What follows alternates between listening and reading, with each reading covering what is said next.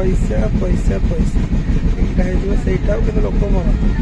80 seat ଜାଗାରେ ବର୍ତ୍ତମାନ maximum 200 250 କି 500 ଖଣ୍ଡେ ଲୋକ ପାଖାପାଖି ବସୁଛନ୍ତି ତା ଉପରେ